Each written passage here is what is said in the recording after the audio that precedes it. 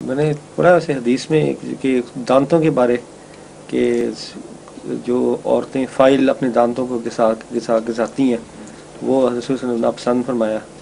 وہ اس زمانے میں کچھ عورتیں ہو سکتا ہے ریتی سے گھساتی ہوں جی جس سے نقصان پہنچتا ہوگا، جی لیکن ایسے شرعی امور میں یہ بات داخل نہیں ہے جس کی سزا مقرر فرمائی ہو، جی جس پہ خدا تعالیٰ کی ناراضگی کا ذکر فرمایا ہو. یہ تمام عقل کی تعلیمات ہیں. رسول اکرم صلی اللہ علیہ وسلم جی عموماً حکمت کی باتیں فرماتے تھے، ان میں یہ بھی داخل تھی.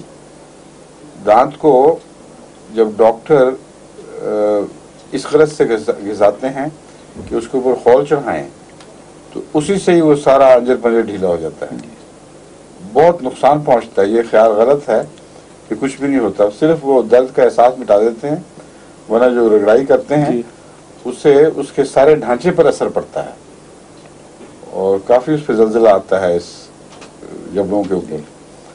تو سجاوٹ کی خاطر ذاتی نقصان کر لینا یہ ایک چھوٹی سی خودکشی ہے جو رسول اللہ صلی اللہ علیہ وسلم نے منع فرمائی ہے. ٹھیک ہے، ٹھیک ہے.